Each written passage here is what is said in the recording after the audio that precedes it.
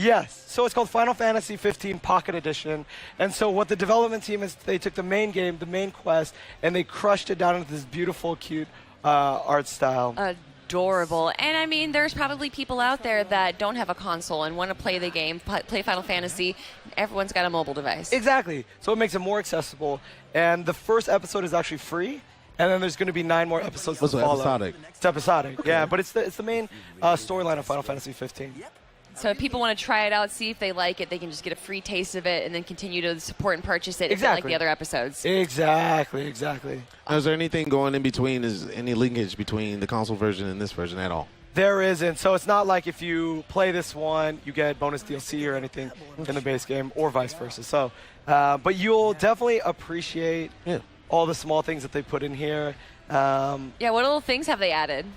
It's anybody who's played Final Fantasy 15 will just absolutely fall in love with it. You'll see the tiny little hands running around. You'll see kind of like how the warp strike has changed into a simpler, cuter form. So I fast forwarded. I skipped past the first cutscene. And if you guys remember Final Fantasy 15, the first 10 minutes or so are pushing a car. Yes. So we skipped past that. So I wanted to get you guys into the first quest. Thank you for that.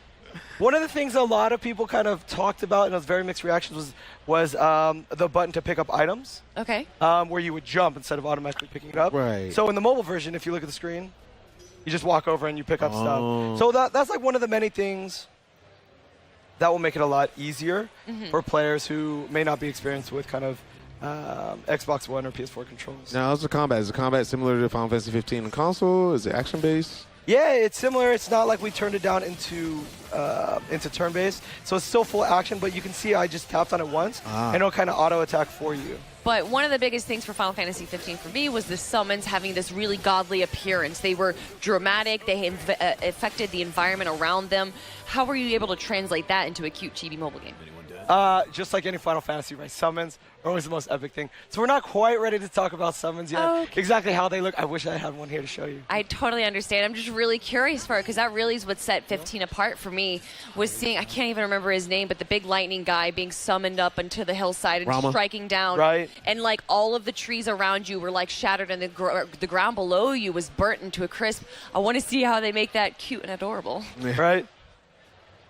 Hey. Even these little scorpions are cute. I know, right? Oh, so he still has his teleportation and stuff like that. Yeah, the warp strike ability is still in there. And so the really cool thing about this is the tutorial in here is really, really smooth. So right now you don't even have it, but you'll eventually get it in the next battle that you go into.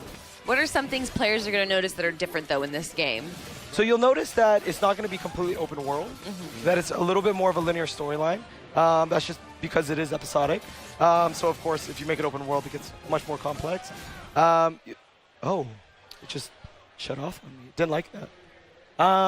There's a lot of different things. The dialogue's different. Okay. So the voice actors did go back into the studio and re-record Oh, things. so it's the same voice actors. Oh. Yeah, so it's full voice acting. It's not like it's just sound effects, things like that. It's full voices throughout the whole game. And there's multi-language support. So for those people who love Final Fantasy games and like to really hear it in Japanese, but have the English subtitles, we have that support as well. That is great. Yeah, you happy about that? I am very happy about Oh, you play the Japanese voices of the that and English speak subtitles. it. Oh, you do speak it? Yes. Wow. So the cutscenes that you mentioned, are the cutscenes all the same as in the regular Final Fantasy 15 but made in GB? Okay. Yeah, so if anybody remembers that original Right. cutscene, this is almost like a one-to-one recreation of Noctis going up against Ifrit and getting knocked back, rolling around. I don't want to say it's so cute that he's on fire, but I mean, it's very cute. But I wish we had the audio playing through the headset so you could hear it. Oh, But it's just yeah. very quiet on our side, Yeah. but I'm sure the audience can enjoy it. Yeah. Where can people get this? Is it going to be available on Android and iOS? So Android, iOS, and Windows 10 devices. So again, episode 1 is free, and it's coming out this autumn, Man, 2017.